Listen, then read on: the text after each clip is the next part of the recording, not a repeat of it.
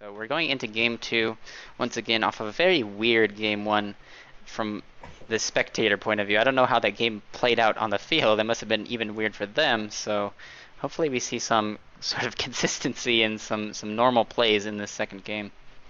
I think both teams seen things they weren't used to. I'm not sure if they've been playing each other recently, but I think it's going to be the more experienced team that picks up on the little things the other teams are doing and is able to counter those.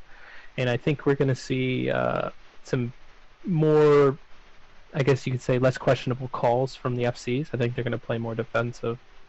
Yeah, I mean, one of those caps was because Pump was completely out of positioning, super far away from his team.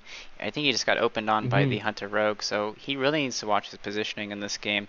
And, you know, that's just a tip for FCs in general. You don't want to be super far away from your team when you have no idea where the Hunter Rogue is. Oh my goodness, what the hell's going on? What the hell is this? There's some weird voodoo going on. Okay, I'm just not going to move. Something like some graphical error was happening for just a second. It's like something out of the Matrix. I'm sure, like, I hope no one in the stream is epileptic because that would have surely caused a seizure. So I think it was just him running too close to the fence. Oh, Was might it have. the It might camera have been. bugging? Yeah, my camera was freaking out. But luckily, I'm looking onto this very sexy goblin, doing some flexing before the game. You know, I think they took That's a page out of Curly's book right there with the pre-game flexing. So really good hmm job there by Ping. And a lot of people are wondering why there's so many goblins. It's just due to the racials.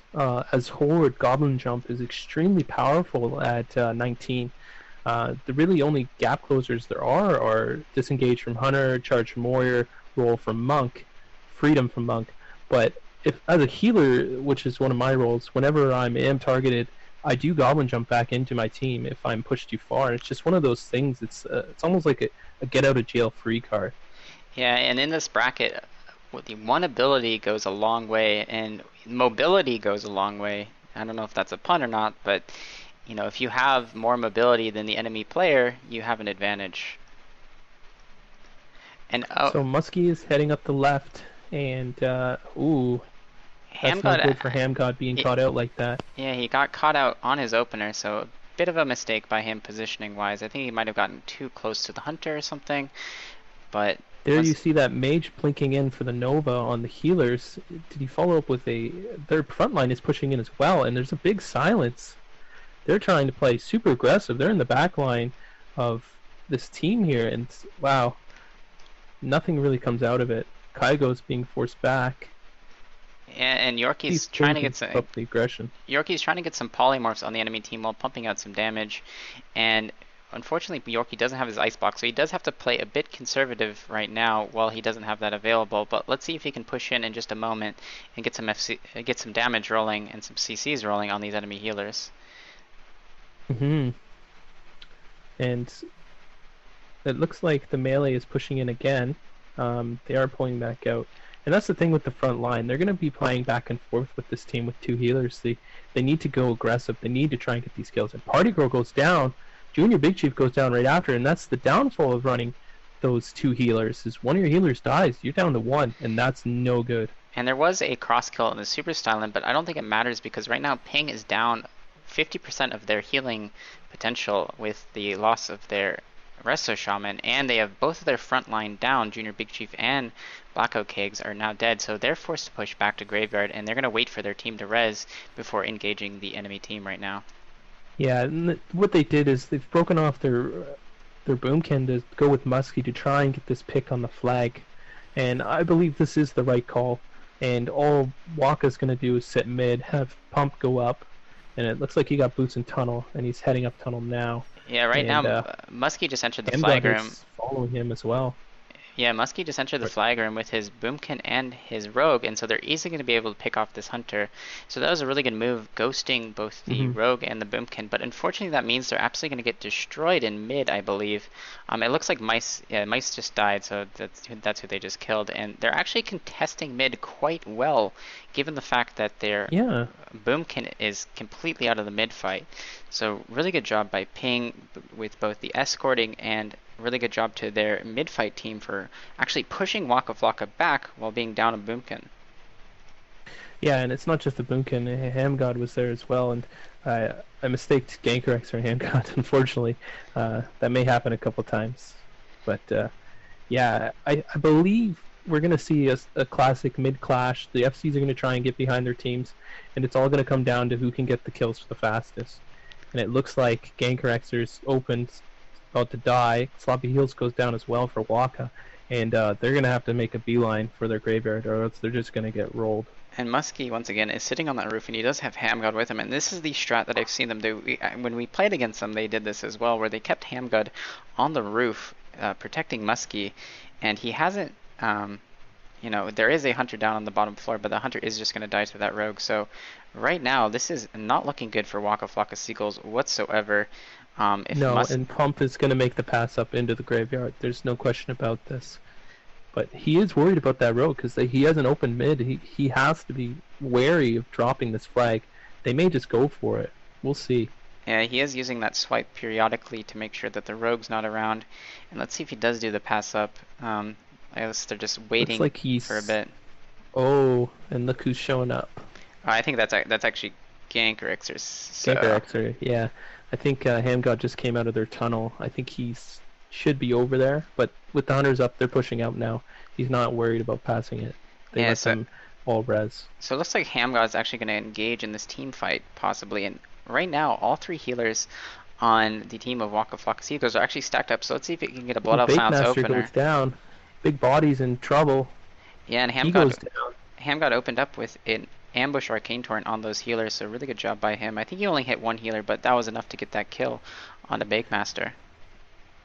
And this two-healer strat is doing wonders in mid for Ping. They are just controlling very well. They have Waka Flocka, who's arguably one of the strongest mid teams, back in their graveyard.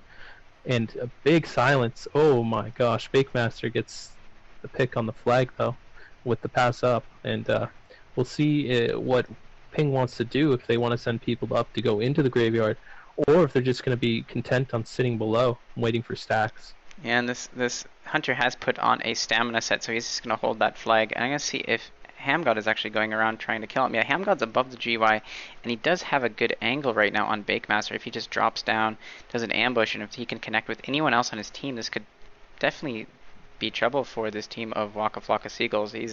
Bakemaster's in a very vulnerable position right now with Hamgodx just above him. And Amorous is coming up with Berserking, and he may look to get an open with the ambush right away. And now his entire team is with him, so it may be hard to get the clicks. He does engage. I don't think he got the ambush. Here it comes. And they're actually they might get a kill on Bakemaster. Is dropping. The warrior gets a charge up.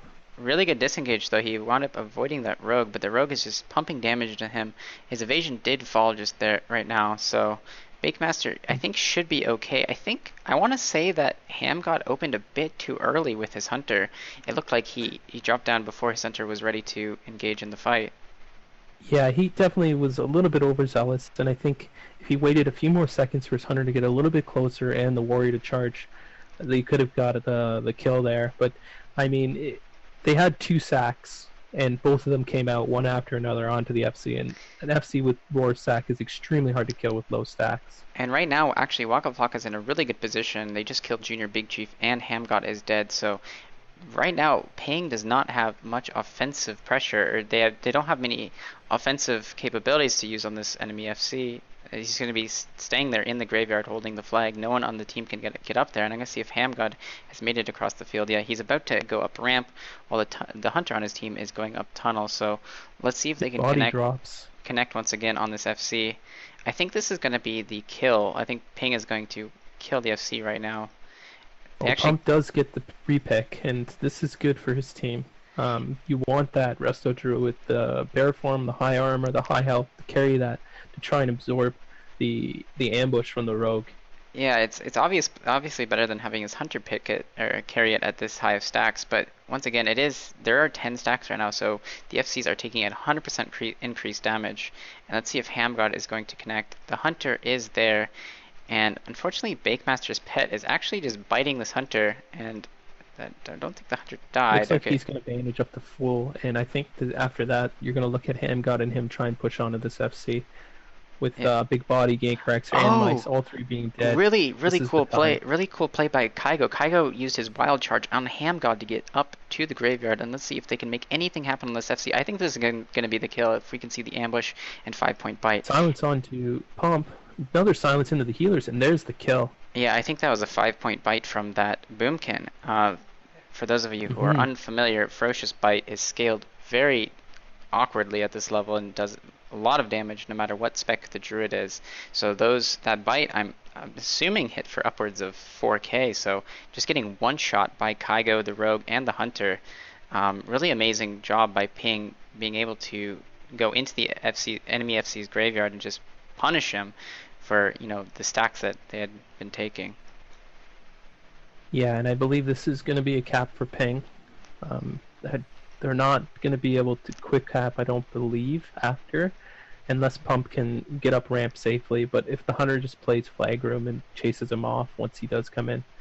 But then again, Gankerixer is caught out in tunnel, so this is worst case scenario for them.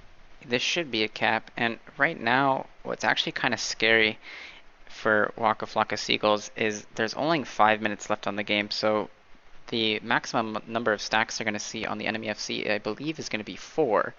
So this is going to be really, you have to get a kill before 4 stacks hit, and that hasn't seemed to be the case in these games. That usually FCs are dying with upwards of, we just saw 11 stacks on the FC, so they really need to play defense right now to make sure that the enemy FC doesn't get out of the base.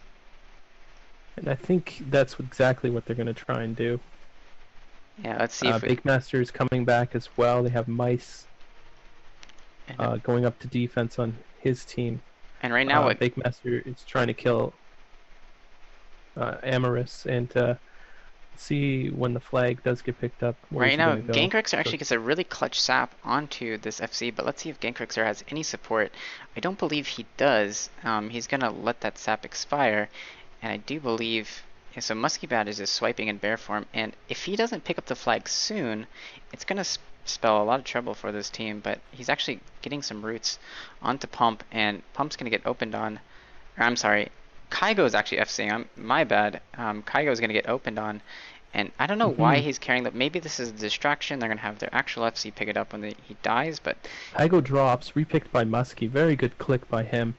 And yeah. We'll see if they can make it out. They're just getting rolled over, though. He does displace back, but he's very low health, and there's going to be a repick from the Res Hunter.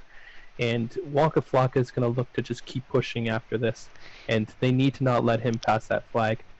Looks like Muskie's going for his body. It was not picked, but Grundle gets the return. And Pump gets the cap. That was really questionable. Like, once again, very questionable decisions made by Ping here, and so right now... Ping is not in a good position. They're of course going to lose this game if another flag isn't capped. So really questionable decisions made by these FCs in these games. So yeah, and Bakemaster's going to go and try and get the flag across quickly. And I think this is actually a good call because he knows that most of the team is in fact down, and he should have a clear look out. And he does disengage to the wall, but we can forgive him. Yeah, classic 19 Twink move. In fact, that might be a signature move to disengage into wall. I know I've seen Grizzlefoot do that a few times. It's just a mild distraction. Notorious for that. He's just that type of person, though.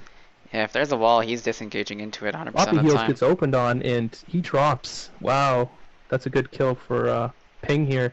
They may look to try and push them out mid. There is 2 minutes. There is enough time if they do get the flag soon to get it back, but... It's going to be extremely hard with Bakemaster going down ramp and passing it to Pump. And Pump's actually going to displace it right past Hamgodx. So the game right now is in Hamgodx's little Australian mining hands. Like, he needs to make something happen with his team offensively, or this is going to be the game for Ping.